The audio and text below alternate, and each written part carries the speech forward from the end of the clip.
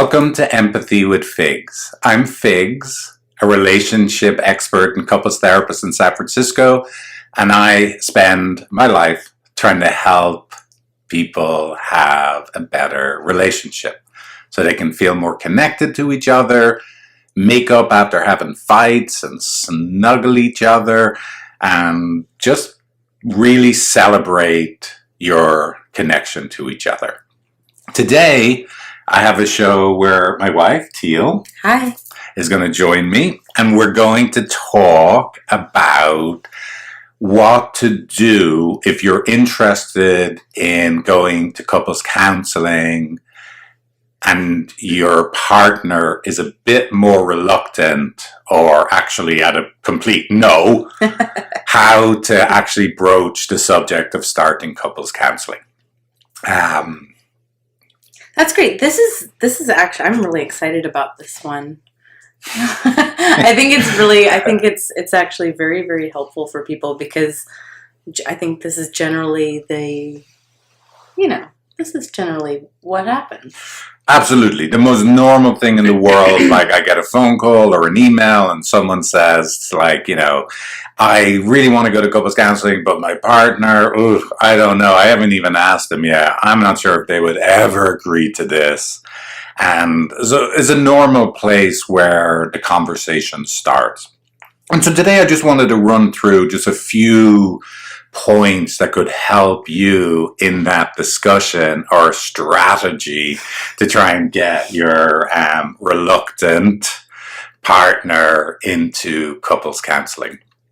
So let's go through it, right? So the first one I have here on the list is only propose going one time, right? So here's what I mean by that, right? Don't try and sell your partner on the idea of going into a big process with a therapist that you're going to be going every week, or it's going to be several to a dozen sessions, right? You just want to get them in the door. That will freak them out. Which will freak them out? If you're like, let's do it the 24 session package. So the first thing is only try and get yes to one session.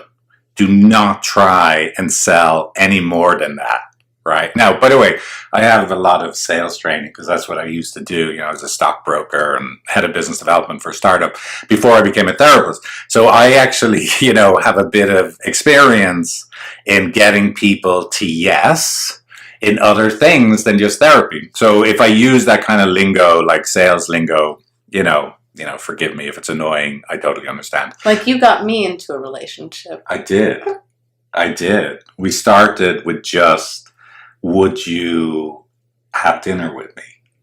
Not like, would you actually get married to me? Right? These small little incremental steps, right? He's very convincing. Well, thank you. Well, so one, just ask for this one session. That's it. Now, number two, same, like sales 101, like training, right? Don't buy it back.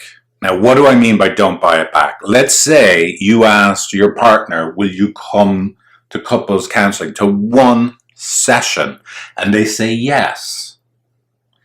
It's time to shut up. Do not talk anymore, right?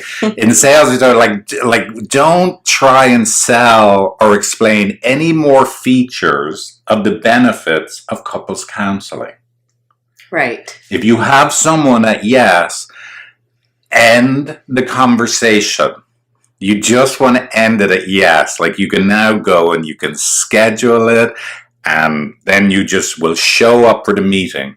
But don't keep talking about, I think couples counseling is really going to help us. I think it's good for you to start talking about your feelings. Like every single thing you say post getting a yes, you're at risk of buying it back. Now, by the way, I know this one really well. When I was 23 years old and a stockbroker here in San Francisco, I remember the first time I walked into some business owner's office, and they, like I sold, like I explained, like the benefits of this particular type of account for businesses, and the guy takes out his checkbook and writes me a check for $100,000, right? And I kept talking. I kept explaining more like features he'll get and benefits with the account. And he literally reached across the desk and took the check right out of my hand and said, oh, that I didn't realize that. Let me think about this some more. So only ask for one session and don't buy it back. Shut up once they've said yes, right? Exit the conversation as quick as possible. Okay. I have a quick question in relationship. By the way, I didn't know that story. That's rough.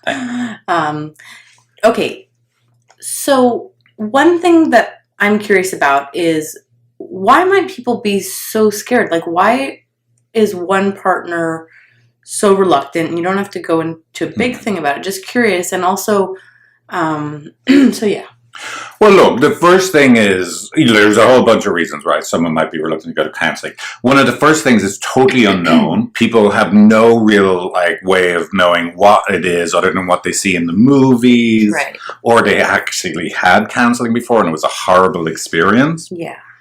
So another thing that I like to share, and I'm happy for anybody trying to convince their partner to go to couples counseling, I'm happy for any other therapist to steal this too, right? My proudest record, here's what I always tell people, right?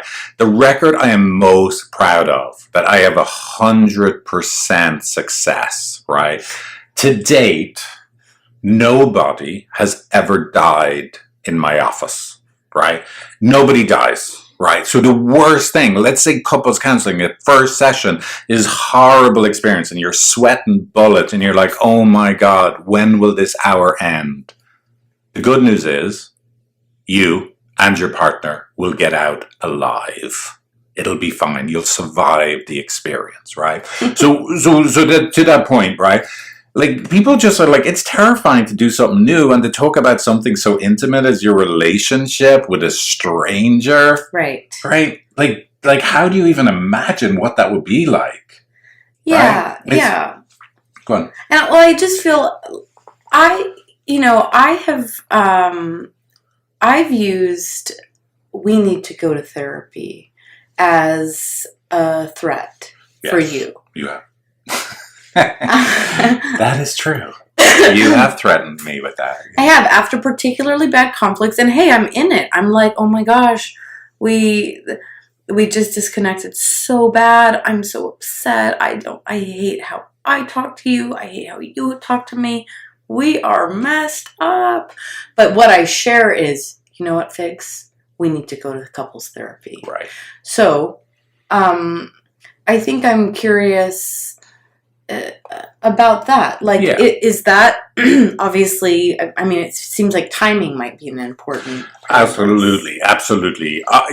Anything that you suggest in the middle of a fight is probably not going to land very well, right? Quite frankly, why don't you take me on a date?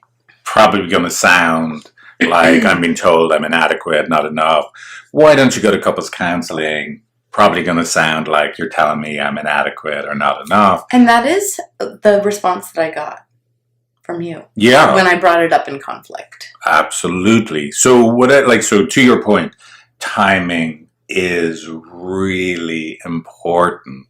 That in the middle of a moment where both of you are feeling threatened, counseling is probably going to be rejected straight out of the gate. Right. And again, by the way, another interesting sales thing, now that I've gone down this path, is the sale hasn't begun until the prospect has said no 3 times. So just the other thing is, just because someone said no one time, and especially if the first time was in a fight, they're definitely going to say no to couples counseling. If you ask them to go to couples counseling or demand they go to couples counseling, right. In the middle of a fight, they're going to say no. But that's only the beginning, right? You still, we haven't even begun to get into the depth of the discussion about going to couples counseling until they've said no 3 times, right? So you can be persistent, but be skillful. Only ask for one session. if you get them to yes, shut up, exit the room, change the topic. Oh, isn't it a beautiful day outside? Right? Do whatever you got to do just to like let the conversation end at yes. Right? And then, yeah, the timing, like, you know what? Yeah, I think we did have a fight yesterday. I can see you're still hurting. I'm still hurting. Maybe we should think about couples counseling. Right? So come back to it like after the heat of battle. Which brings up, I think, the next point. Yeah. If I imagine if I'm like, look, Figs, even if it's in a de-escalated time where we're not fighting, but I said, look, I think we need to go to couples counseling because you've got some issues to work on or some anger management, which it's more like me, but no, you're right. Yeah, we all get angry. So right. I mean, I think that what happens for me is I just imagine if I'm saying, hey, maybe we need to go to couples therapy. I need help with something. Right. Exactly. I think you might need some support in this, or we do, Absolutely. Well, so here's three things you could pay attention to when you're in a fight or moment of disconnection with your partner. 2 of them are good. 1 of them is bad. Right? Mm-hmm. The 2 that are good is you're focusing on yourself and describing the ways you might need some support. The second one is the system. These are ways I think our relationship needs support. Us together, we, us, our relationship, not you. So the third one, the one that is just going to get you in trouble every time is, I've been noticing some of your behavior and some of the things you have problems with. And I think we should go to couples counseling to sort you out. Right? Like, even if you're not even being explicit about that, but like really anybody would implicitly take like that's what you're saying. Like they're like, yeah, you think I'm the problem. I'm not going to couples counseling with you. You can get over yourself, right? I'm laughing, but I do this. We all do this. Yeah. I mean, it's easier to be stuck in the you need help versus, gosh, you know what? I can really fly off the handle when I feel like you're not caring or... And us, we could do with some support. Some support. So this is the other thing about help. Like, you look, again, you just want to make sure you like don't touch really raw spots in the other person. Because if you say like, we need help, like, yeah, we might need help. But like, help is a tough word for, especially if someone's more reluctant. It's like, why? Because I'm helpless? Because I'm powerless? Because I'm not good enough, right? Like, it can be very triggering. So again, let me just go over that again, because that's actually kind of important, right?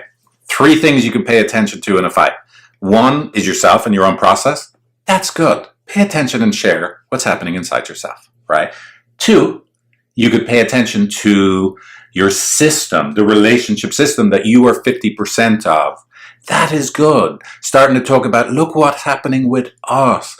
Look at our troubles in fights. We have a hard time. Wow, isn't this both of us that get stuck? We could sure do with some help. That's good, right? Third one, bad. And the third one is where most people, me included, as you admitted, you too, right, Teale? That's where people usually start off. They're going, we're in a fight. And you need to get your shit together, right? There's just nothing good has ever come out of somebody pointing out what is wrong with the other person, right? Absolutely. So what's the next thing? The next thing that I think is important to address, right? Yeah. Is that finding someone that you think your partner might resonate with. Absolutely. So the relationship with the therapist is a really important factor to have the value you're seeking in going to couples counseling. So, look, if your partner is very soft and really gentle and like really loving and slow, and you'd probably be good to get a therapist that also kind of has a very soft, gentle way about them. Right. Yeah. And if you have your partner, let's say they're like a little like rough around the edges and they use their arm to like, to wipe their nose. then come to me. Exactly. That maybe it's me. Like, if they find it hard to get their shirt on the right way, it's not inside out, or to pull their fly up. But that's because I do. Obviously, I have trouble getting dressed. But you want to try and match the personalities for both of you, right? Because your therapist is going to be your relationship. Both of you together is going to be the client. But if you have one person that's, you think is going to have a harder time to feel safe in the room, then really think about what kind of personality, what kind of therapist would be a good fit. Great. I think that's really good. Yeah. I'm going to go on to the next one. And in terms of false notions about therapy, I think people are scared of it because they think, oh my gosh, we're going to go in and the therapist is just going to be like, you know what? This relationship is not sustainable. Totally. And they're like, oh my God, inside. I know. So look, this is this crazy thing. People have this notion about therapy in general, and of course, couples therapy, that hopefully it shouldn't be what therapy and couples therapy actually is. So one is, people often think the therapist is actually sits in judgment of the couple, either works out, is this relationship capable of making it or not, right? And provide some, judgment, some final say, and or they're actually determining which one of the couple has to get their shit together, right? And gives them advice. Well, you got to do this. You got to stop being Miss Blamey Pants, right? As the one person is the bad guy in the relationship, and that's terrifying for any of us. And in reality, good couples therapy, a therapist will not do, or counselor, whatever word you like, they're not going to do any of those things. They're not going to sit in judgment of you, right? They're not going to try and find which one of you is the bad guy and tell you these are the things you need to change, right? Because you're the problem in this relationship. What a good therapist is going to do is going to help you see the system that is both of you together, and be very empathic, very loving and caring, knowing that the only reason you would ever act in ways that are difficult in your relationship is because you must be hurting inside. So the number one intervention a good therapist is going to be using, regardless of their approach, is empathy and unconditional positive regard. For sure, at some point when you guys feel comfortable and safe, and you and your therapist are doing chest bumps at the end of session and high fives, and you're yeah, you got your own secret handshake. At some point they might challenge you, but not until that point where you feel really safe with each other, or you feel the relationship is really solid. And it's a loving challenge. Exactly. It's a connectful, Still I see you, empathy. I'm here to get you and get your experience in this relationship. And hey, maybe you've been doing this to protect yourself. Yeah, I know. Right? Can I love you up? Can we get curious about it? Totally. See how it might be maladaptive in the relationship. Yeah, absolutely. Yeah. So try and just be clear that couples therapists, when you're thinking about trying to convince or help your reluctant partner to come, that couples counseling does actually help both of you take responsibility for the relationship, not place the blame on either one of you. So that can be very helpful to kind of dispel any of those kind of notions that people would have about what actually happens in the room. So good couples therapy is basically, again, going back to this is an us problem. Exactly. This is a problem of our system. So there's not this shaming. I think people get scared, and I certainly have this fear myself. I could be shamed. I could leave. Totally. God, I'm really messed up. Absolutely. And that's why I would just say, good couples counseling. Rule number one: no shaming. No shaming. Nobody. If everybody gets out alive. In my office, again, amazing record that I have, right? The other thing is, nobody leaves being shamed by the process, right? That is the golden rule. No one's going to be shamed in the process. We're helping everybody have empathy and compassion and understanding for ourselves, for our partner, for us as a system, and for every human being on the planet eventually. But no shaming.